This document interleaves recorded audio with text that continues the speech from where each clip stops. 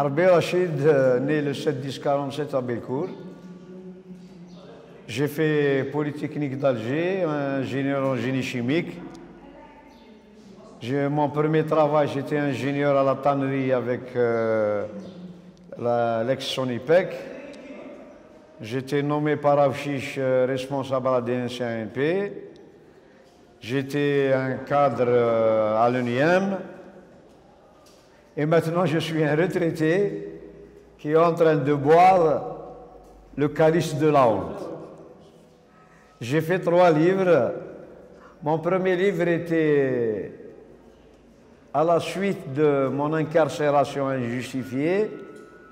Et pour m'exorciser, j'ai donc fait le premier livre qui s'appelle Vérité sur l'incarcération des cadres. C'est ce qu'on appelle communément la campagne d'Ouihia. Ça, c'est un point d'interrogation. Il faut lire le livre pour décrypter. Le deuxième livre, c'est un livre autobiographique qui parle de ma vie, et qui était à l'époque en 70-75, qui était donc une vie un peu équilibrée.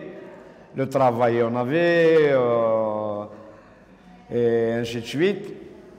Ensuite, on a vécu une phobie, c'était l'histoire noire, la décennie noire des événements que les Algériens connaissent. Il y a eu des morts, des trucs.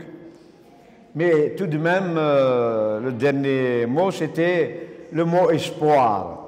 Le mot espoir pour mon pays, parce que si on perd l'espoir, on meurt, et moi je ne voudrais pas que mon pays meure. Le troisième livre, il s'appelle Chevha. Chevha, j'ai parlé de la jeunesse de 2015. Femmes et hommes, voilà ce qui se passe chez nous, sans pour autant que les gens en parlent. Ils en font un tabou. Les médias et les journaux, ils en parlent de temps en temps. Mais là, j'ai voulu accentuer la chose. Et ce bouquin de Chevha, il est peut-être choquant. D'ailleurs, elle et moi-même, l'auteur, nous sommes excusés parce qu'on a utilisé des choses qui paraissent impensables, mais on a essayé de crever l'abcès pour verrouiller un tabou qui existe actuellement et qui est très grave pour notre société. سجن رزق سخام ديال مزن تغوانتي وضعين نفد حربين رشيد يسوفود أذريزة جديد ذيني سفرحنا طاس غاس أذريزة جيه ضرب في ثيرين وتسيرين ذيني يجري هاني ثمورة القبايل ذيني سارة باكل القبايل نسارم في كتابنا ديالين طاس دي ثمورة القبايل أد سوفون طاس وقد يميورا وقد يتارون نسارم ذاغن شراكي المزيون إلى قاض أذقارن تكتافين واترن تكتافين وقذين إجراء ديالين دي ثمطين غادي dans une société, la société qui ne l'est pas est une société morte intellectuellement. Donc نسارم غادي يلين دا حربين غادي يلي سي موديل المزيين يبغان اذارون هذيك الثبن فاين هني شوفن اللي ثمطين اللي ثمورت القبايل اتصل الجهايين. Le livre en Algérie, bien sûr que la grande majorité ne lisent pas, mais la cause elle est connue. Ils ne lisent pas, ils n'y croient plus. Ils n'y croient plus. La culture commence à régresser. Dernièrement, on a essayé de faire une loi sur le couloir du livre. Et les professionnels, ils ont dit, on est en train de régresser.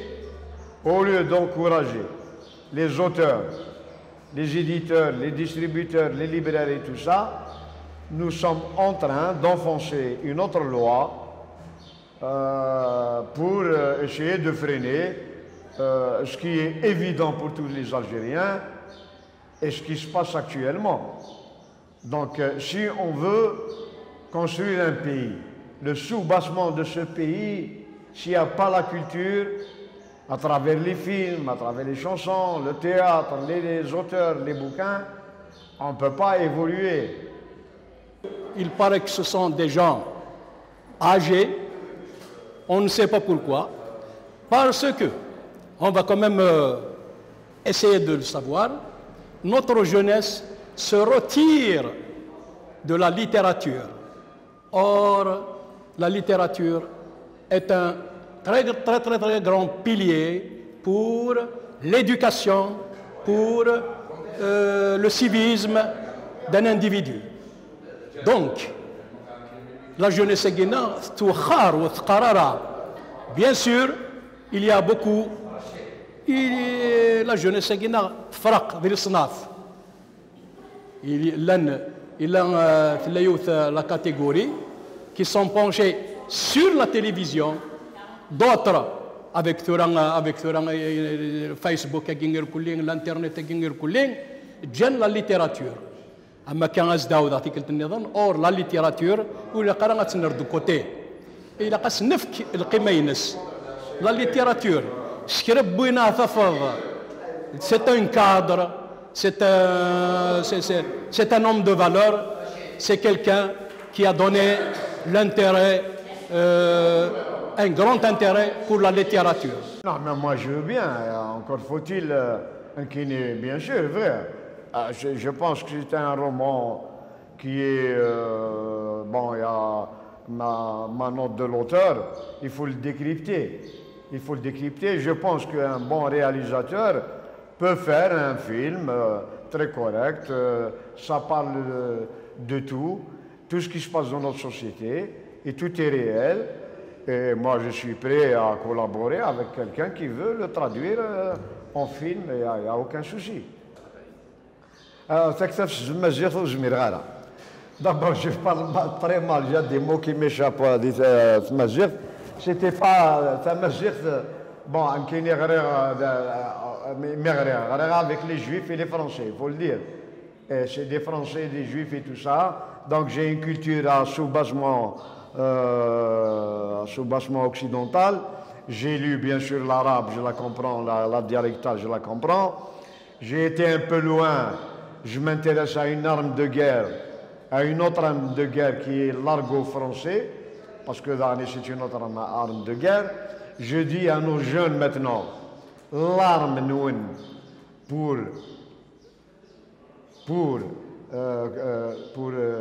défier, enfin pas défier, mais pour suivre le monde qui évolue à une vitesse du TGV, il faut apprendre les langues, il faut apprendre toutes les langues, et attention aux Chinois, et ça, je fais publicité pour les Chinois, parce que je sais que cette langue-là, c'est la morsure du monde. Ils sont en train d'acheter l'Afrique, et nos enfants, ils les interprètent, et il faut savoir, autant tu parles les langues, autant tu évolues. J'ai pas eu le temps, j'ai fait de l'anglais, je parle français,